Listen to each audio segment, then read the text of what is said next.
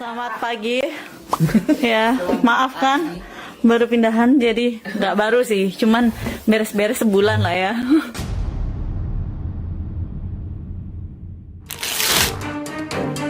Lama tak muncul di media sosial, buntut diboikot karena menyinggung sang mantan suami Ruben Onsu, Sarwenda akhirnya aktif lagi di media sosial. Ya, wanita berusia 36 tahun itu mendadak unggah konten A Day in My Life bareng anak-anaknya. Namun yang membuat netizen salpok dalam kontennya tersebut, Wenda seolah ingin mengumumkan bahwa ia dan anak-anaknya sudah tidak lagi tinggal di rumah mewahnya di Cilandak, Jakarta Selatan.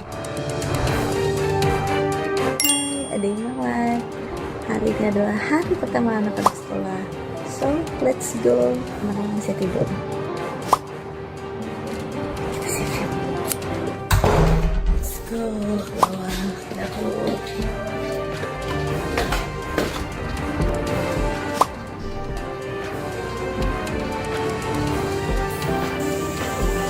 Ayo.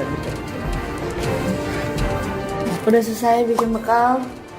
MUA dan Herdu aku udah datang, jadi aku mau siap-siap karena aku bakal diomelin. Belum siap-siap. Udah selesai beres-beres, let's go. Selamat pagi. Ya, maafkan baru pindahan jadi nggak baru sih, cuman beres-beres sebulan lah ya. Udah selesai karena hari ini ada kegiatan juga abis sekolah anak-anak. Let's go, yuk kita berangkat. Let's go. Let's go, kita mau berangkat sekolah.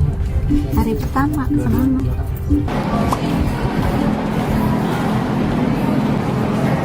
Kita lagi di kelas ya. Kelas baru. Oh, duduk. Udah selesai Nah, sekarang waktunya nemenin Kiki. Let's go. Boleh. Sabar, sabar.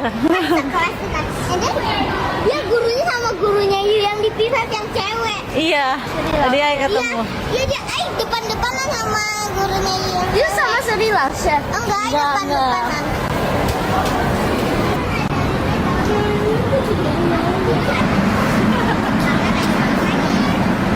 Oke. Tempat duduk kamu di mana? Udah ketemu. Ada. Tempat duduk Cici. Let's go. Ini yang mau ikut, jadi pangku aja ya. Kamu aku pangku. Oke, selesai hari ini dan aku masih ada kegiatan lagi, jadi langsung melanjutkan kegiatan.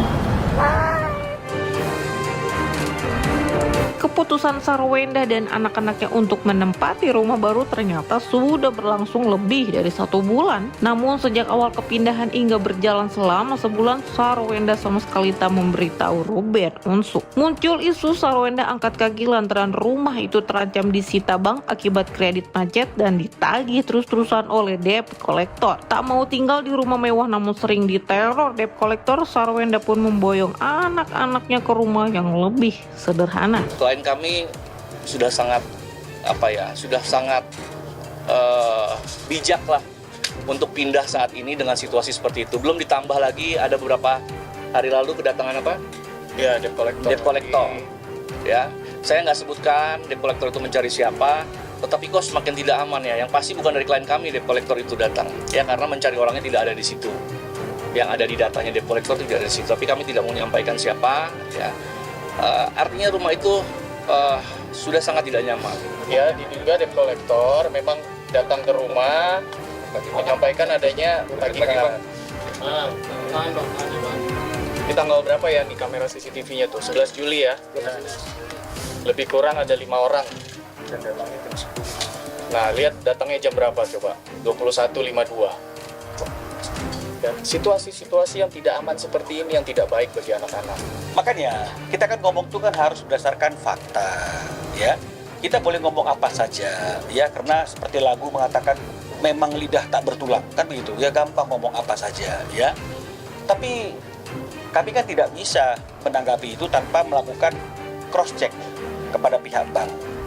Dan seperti yang kami sudah sampaikan dan sudah saya sampaikan juga dalam VT saya di Instagram saya, Setelah kami berkomunikasi dengan pihak bank, menanyakan sampai mana sekarang tahap proses kreditnya Ruben Onsu di bank tersebut, jawaban daripada pihak bank, ya bank yang artinya yang memang ngurusi kredit yang tidak lancar itu masih dalam proses penyelesaian. Begitu juga dengan debt collector.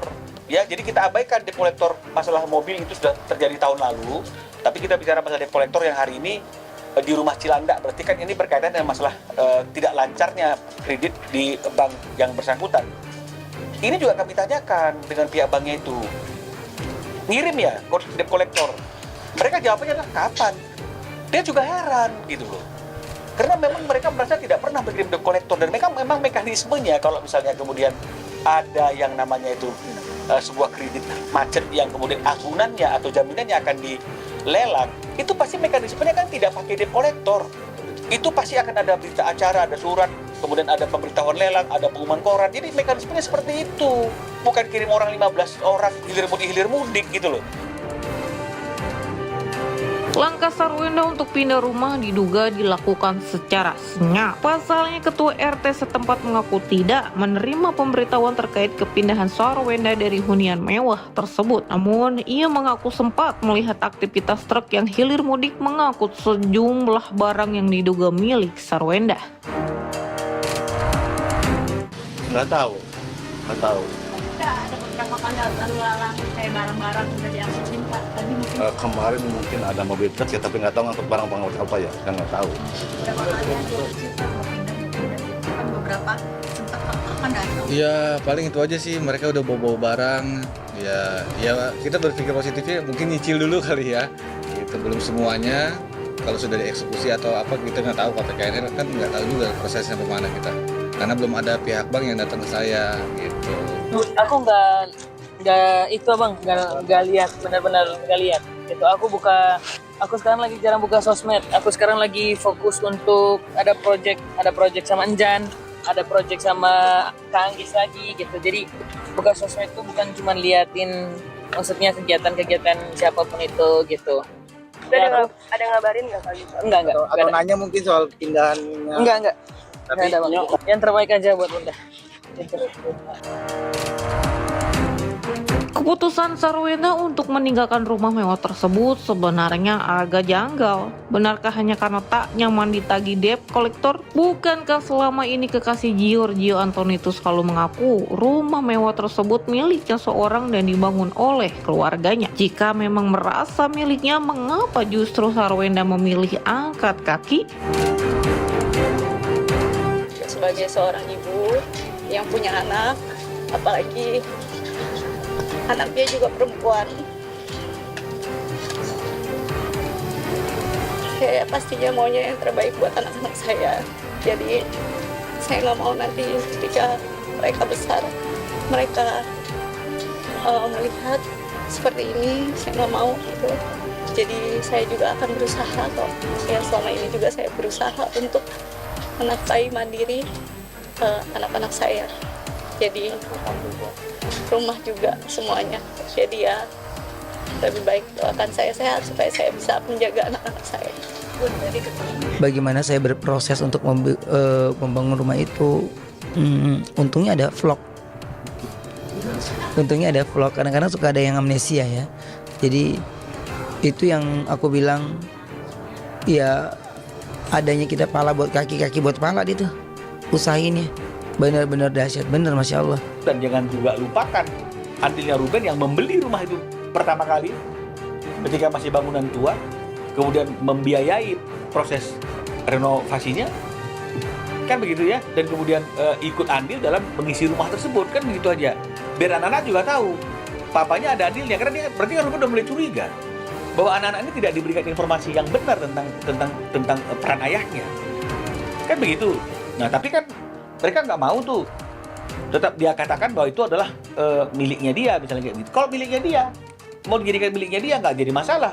Ruben juga bilang bahwa kembalikan dong apa yang menjadi kewajiban yang menjadi hak saya ketika saya melakukan pembayaran. Ini kan normal-normal saja. Tapi kemudian dipersoalkan, Ruben minta dikembalikan uangnya loh. kalau misalnya dia ingin mengklaim bahwa itu hanya jerih payahnya dia, tidak ada jerih payah Ruben. Gak sempat baca? Dengerin aja. Klik icon text to speech, gak pakai ribet di okezone.com.